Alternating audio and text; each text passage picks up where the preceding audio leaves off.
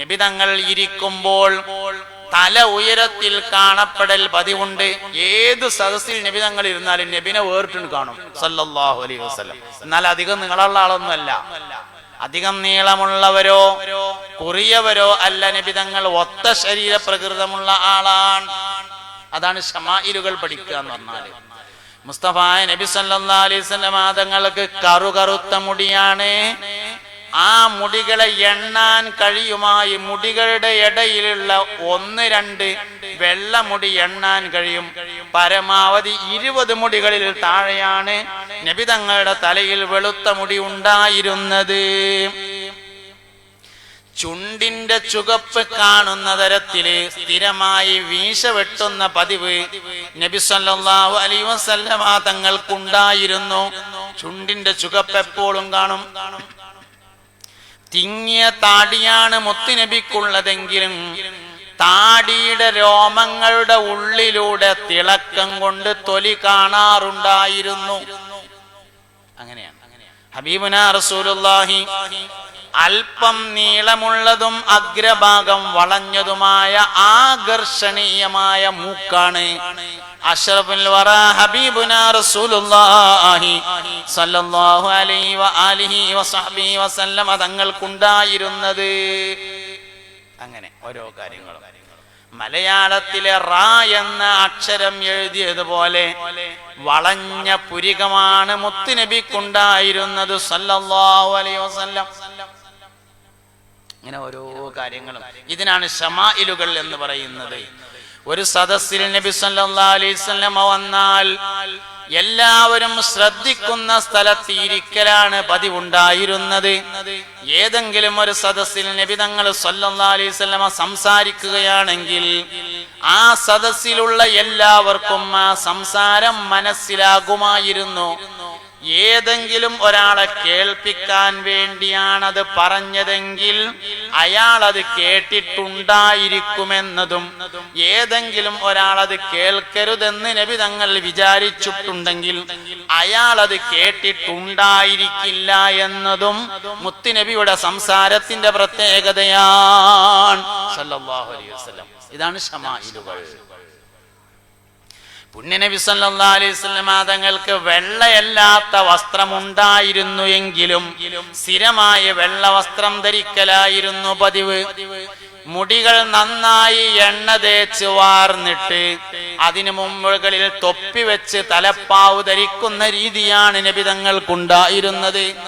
ഇടക്ക് തൊപ്പി മാത്രം ധരിക്കുന്ന രീതിയും മുസ്തഫായ നബി സല്ലല്ലാഹു അലൈഹി വസല്ലം സ്വീകരിച്ചിട്ടുണ്ട്. പുണ്യനബി സല്ലല്ലാഹു അലൈഹി വസല്ലം തങ്ങൾക്ക് കുപ്പായം ധരിക്കാതെ നടക്കുന്ന പതിവില്ലാത്തതിനാൽ ശരീരം ആരും കാണൽ പതിവുണ്ടായിരുന്നില്ല. പുണ്യനബി സല്ലല്ലാഹു അലൈഹി വസല്ലം കുപ്പായം ധരിക്കാതെ നടക്കൂല. ഇങ്ങനെ പഠിക്കുക. ഇതാണ് ശമാഇൽ. രണ്ടാമത്തത് ദലായിലുകളാണ്. ദലായിൽ എന്ന് പറഞ്ഞാൽ പ്രവാചകത്വത്തിന്റെ മേൽ അറിയിക്കുന്ന തെളിവുകൾക്കാണ് ദലായിൽ എന്ന് പറയുന്നത്. ഖുർആൻ അതിന്റെ ഉദാഹരണമാണ്. നബി തങ്ങളുടെ പ്രവാചകത്വത്തിന്റെ മേലുള്ള തെളിവാണ് ഖുർആൻ എന്ന് പറയുന്നത്. സൽമാൻ അൽ ഫാരിസി റളിയല്ലാഹു അൻഹു ഇസ്ലാമിലേക്ക് വന്ന ഒരു താരീഖ് ഉണ്ട്. പേർഷ്യക്കാരനാണ് മഹാനായ സൽമാൻ അൽ ഫാരിസി റളിയല്ലാഹു അൻഹു. പേർഷ്യയിലെ പ്രഭു കുടുംബമാണ്. പ്രധാനമന്ത്രിയുടെ മകനാണ് സൽമാൻ. പേർഷ്യക്കാര് തീ ആരാധകരായിരുന്നു എന്നാണുള്ളത്. അഗ്നി ആരാധകരാണ്. സൽമാന്റെ വാപ്പയും തീ ആരാധകരാണ്. സൽമാന്റെ വാപ്പ പ്രധാനമന്ത്രിയാണ്. രാജാവും തീ ആരാധകരാണ്. പേർഷ്യക്കാര് മൊത്തത്തിൽ തീ ആരാധകരായിരുന്നു. ഇസ്ലാമിന് മുമ്പ്, ഇസ്ലാം വരുന്നതിന്റെ മുമ്പ്. അക്കാലത്ത് മുസ്ലിങ്ങളുണ്ട്. അന്നത്തെ മുസ്ലിങ്ങൾ ജൂതന്മാരോ അല്ലെങ്കിൽ ക്രിസ്ത്യാനികളോ ആണ് അന്നത്തെ മുസ്ലിങ്ങൾ. പക്ഷെ അവർ അപൂർവമായേ ഉള്ളൂ. എവിടെങ്കിലും ജൂതന്മാരോ ക്രിസ്ത്യാനികളോ ഉണ്ട് എന്നറിഞ്ഞാൽ ഒന്നുകിൽ നാട് കടത്തും, അല്ലെങ്കിൽ ജയിലിലടക്കും, അല്ലെങ്കിൽ കൊല ചെയ്യും എന്നതാണ് അന്നത്തെ രീതി. സൽമാന്റെ വാപ്പാക്ക് കൃഷിയാണ്, കർഷകനാണ്. വാപ്പ പ്രധാനമന്ത്രിയാണ്, അതോടൊപ്പം കർഷകനാണ്. ഒരു ദിവസം സൽമാൻ വാപ്പാന്റെ കൃഷിസ്ഥലം സന്ദർശിക്കാൻ വേണ്ടി പോയി. വാപ്പാന്റെ കൃഷിസ്ഥലം കണ്ട് മടങ്ങുമ്പോ കാടിനോട് ചേർന്ന ഒരു സ്ഥലത്ത് വെളുത്ത ഒരു കൂടാരമുണ്ടാക്കി അതിൽ ഏകനായ അള്ളാഹുവിനെ ഇബാദത്ത് ചെയ്യുന്ന വെള്ളവസ്ത്രധാരികളായ അക്കാലത്ത് കുറച്ച് മുസ്ലിങ്ങളെ കണ്ടു. അവരെ ചരിത്രം പുരോഹിതന്മാർ എന്ന് രേഖപ്പെടുത്തി. കുറച്ച് പുരോഹിതന്മാരെ കണ്ടു.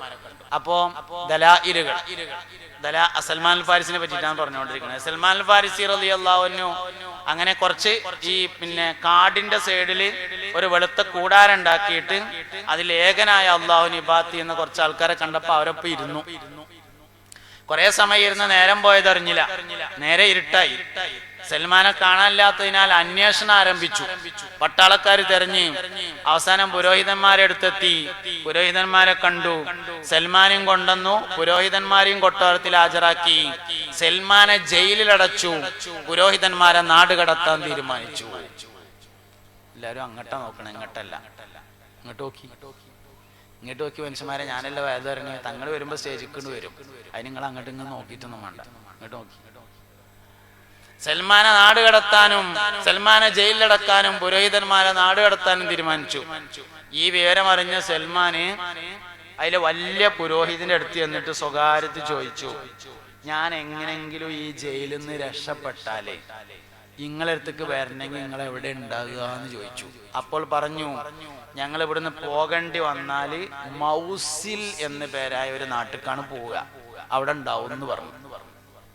സൽമാൻ കുറെ കാലം ജയിലിൽ കിടന്നു. 200 വയസ്സ് വരെ ജീവിച്ച ആളാണ് സൽമാൻ അൽ ഫാരിസി ട്ടോ. 200 വയസ്സ് കുറെ കാലം ജയിലിൽ കിടന്നു. പിന്നെ ഒരു ദിവസം നല്ല നടപ്പ് കാരണം ജയിലിലെ വാർഡന്, ജയിലിന്റെ പാറാവുകാരന് മഹാനവറുകളോട് താല്പര്യമുണ്ടായി. ഒരു ദിവസം ഉറങ്ങിയ മാതിരി കടന്നു. സൽമാൻ ജയിലിൽ നിന്ന് പുറത്തിറങ്ങിയിട്ട് പോയി. അങ്ങനെ എത്തിയത് ഒരു കച്ചവടക്കാരുടെ കൂടെയാണ്. അവരുടെ കൂടെ യാത്ര ചെയ്ത് മൗസിലിൽ എത്തിച്ചേർന്നു. പ്രധാന പുരോഹിതന് ഖിദ്മത്തെടുത്ത് താമസിച്ചു. കുറെ കാലം കഴിഞ്ഞ് അയാൾ മരിക്കുകയാണ്.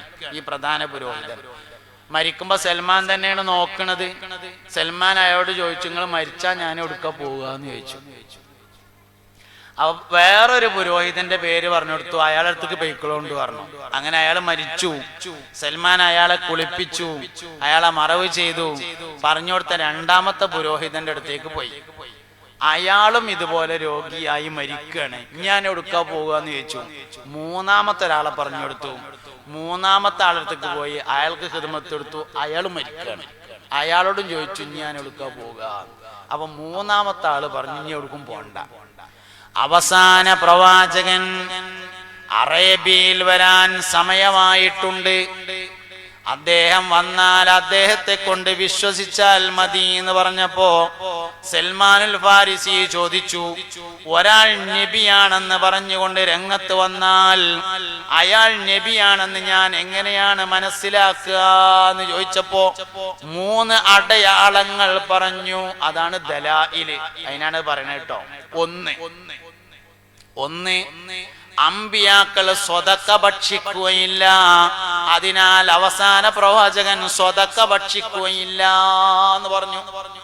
അമ്പിയാക്കൾ ഹദിയ ഭക്ഷിക്കും.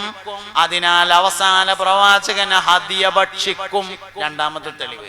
മൂന്നാമത്തെ തെളിവ്, പ്രവാചകത്വത്തിന്റെ പരിസമാപ്തിയുടെ മേൽ അറിയിക്കുന്ന ഖാതമുൻ നുബുവ്വ എന്ന ഒരു സീല് അവസാന പ്രവാചകന്റെ മുതുകത്തുണ്ടായിരിക്കുമെന്ന് പറഞ്ഞു. 3 അടയാളങ്ങൾ പറഞ്ഞു.